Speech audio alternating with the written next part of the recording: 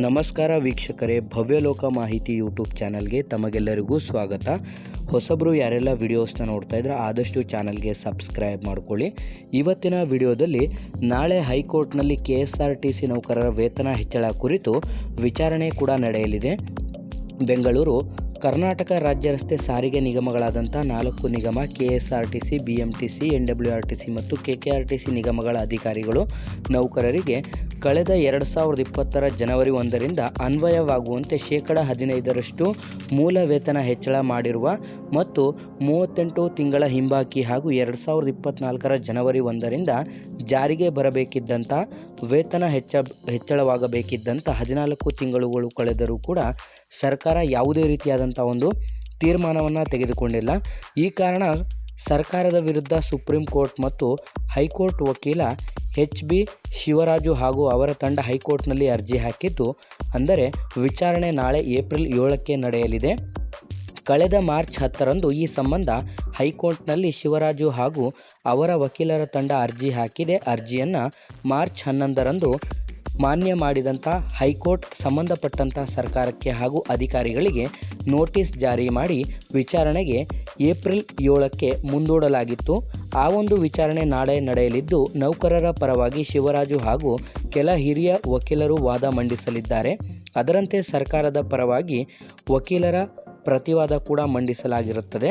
Next ಇನ್ನು ಮುಂದುವರೆದು ನಾವು ನೋಡ್ತಾ ಹೋಗೋದಾದರೆ, ಸಾರಿಗೆ ನೌಕರರಿಗೆ 38 ತಿಂಗಳ ವೇತನ ಹೆಚ್ಚಳದ ಹಿಂಬಾಕಿ ಕೊಟ್ಟಿಲ್ಲ. ಜೊತೆಗೆ 2024 ಜನವರಿ 1ರಿಂದ ಆಗಬೇಕಿದ್ದಂಥ ವೇತನ ಹೆಚ್ಚಳ ಕೂಡ ಇನ್ನೂ ಮಾಡಿಲ್ಲ. ಹಾಗಾಗಿ ನೌಕರರು ಸಹಿಯೊಂದಿಗೆ ಪಿಟಿಷನ್ ಫೈಲ್ ಮಾಡಿದ್ದಾರೆ. ಇದನ್ನು ಸರ್ಕಾರದ ಸಾರಿಗೆ ನೌಕರರನ್ನು ಒಂದು ರೀತಿ ಮಲತಾಯಿಯಂತೆ ನೋಡುತ್ತಿದೆ. ಹೀಗಾಗಿ ನೌಕರರಿಗೆ ಸಿಗಬೇಕಾದಂಥ ಒಂದು ಸೌಲಭ್ಯಗಳನ್ನು ಸಮಯಕ್ಕೆ ಸರಿಯಾಗಿ ಸಿಗುತ್ತಿಲ್ಲ. ಜೊತೆಗೆ ಕೆಲ ಸಂಘಟನೆಗಳ ಮುಖಂಡರು ವೈಯಕ್ತಿಕ ದ್ವೇಷದಿಂದ ಸರ್ಕಾರಕ್ಕೆ ಎಚ್ಚರಿಕೆ ಕೊಡದೆ ಮೀನಾಮೇಷ ಎಣಿಸುತ್ತಿದ್ದಾರೆ.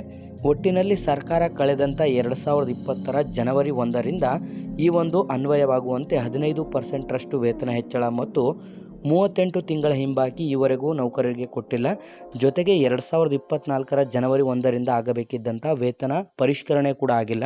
ಹಾಗಾಗಿ ಈ ಒಂದು ಸಂಬಂಧ ನಾಳೆ ಏಪ್ರಿಲ್ 7ರಂದು ಈ ಒಂದು ಹೈಕೋರ್ಟ್ನಲ್ಲಿ ವಿಚಾರಣೆ ಕೂಡ ನಡೆಯಲಿದ್ದು, ಇದೇ ಏಪ್ರಿಲ್ 5ರಂದು CM ಸಿದ್ದರಾಮಯ್ಯ ಅವರ ಅಧ್ಯಕ್ಷತೆಯಲ್ಲಿ CM ಗೃಹ ಕಚೇರಿಯಲ್ಲಿ ಈ ಒಂದು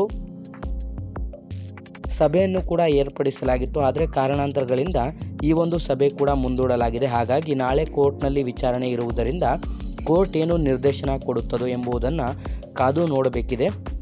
ಈ ಎಲ್ಲವನ್ನು ಸಾರಿಗೆ ನೌಕರರಿಗೆ ಕೊಡುವುದಕ್ಕೆ ಸರ್ಕಾರ ಈವರೆಗೆ ಮುಂದೆ ಬಂದಿಲ್ಲ. ಹೀಗಾಗಿ ನೌಕರರು ತಮ್ಮ ವೇತನ ಸೌಲಭ್ಯವನ್ನು ಕೂಡ ಪಡೆಯಲು ಇನ್ನೂ ಸಾಧ್ಯವಾಗಿಲ್ಲ. ಈ ಒಂದು ಎಲ್ಲವನ್ನು ಗಮನಿಸಿದರೆ ಶಿವರಾಜು ಅವರು ನೌಕರರಿಗೆ ವೇತನಕ್ಕೆ ಸಂಬಂಧಪಟ್ಟಂತೆ ಹೈಕೋರ್ಟ್ ಮೆಟ್ಟಿಲೇರಿದ್ದಾರೆ ಮತ್ತು ಧಾರವಾಡ ನಾಳೆ ಹೈಕೋರ್ಟ್ನಲ್ಲಿ DMEಗಳ ಭರ್ತಿ ವಿಚಾರಣೆ ಕೂಡ ನಡೆಯಲಿದೆ.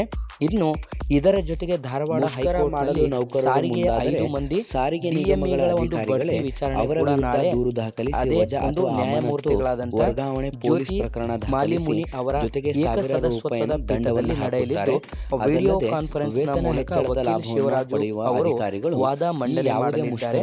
ಇವೆಲ್ಲವನ್ನು ಗಮನಿಸ್ತಾ ಇದ್ದರೆ ಈ ಒಂದು ಸಾರಿಗೆ ನೌಕರರಿಗೆ ಸಂಬಂಧಪಟ್ಟಂತೆ ಜೊತೆಗೆ ನೌಕರರು ಮತ್ತು ಸಿಗಬೇಕಿರುವ 38 ತಿಂಗಳ ಹಿಂಬಾಕಿ ಹಾಗೂ ಇನ್ನು ಮಿಕ್ಕುಳಿದಂತೆ ವೇತನ ನೌಕರರನ್ನ ಅಧಿಕಾರಿಗಳು ತಿಂಗಳ 3ನೇ ವೇತನ ಜಾರಿಯ ಪ್ರಾಣಿಗಳಂತೆ ನಾಳೆ ಹೈಕೋರ್ಟ್ ಏನು ಒಂದು ತೀರ್ಮಾನ ಯಾವುದೇ ಕಾರಣಕ್ಕೂ ಕಂಪ್ಲೀಟ್ ಆಗಿ ಮುಷ್ಕರ ಮುಂದಿನ ವಿಡಿಯೋ ಮಾರುವುದಿಲ್ಲ ಎಂದು ಹಾಗಾಗಿ ತಿಳಿಸಲಾಗಿರುತ್ತದೆ. ಈ ಅಧಿಕಾರಿಗಳ ನಡೆ ವಿಡಿಯೋನ ಸಂಘಟನೆಗಳ ಸಾರಿಗೆ ನೌಕರರು ಹೊಡೆದಾಟದಿಂದಾಗಿ ಇಲ್ಲಿ ನೌಕರರಿಗಿಂತ ಹೆಚ್ಚು ಲಾಸ್ ಅಧಿಕಾರಿಗಳಿಗೆ ಆಗುತ್ತಿದೆ.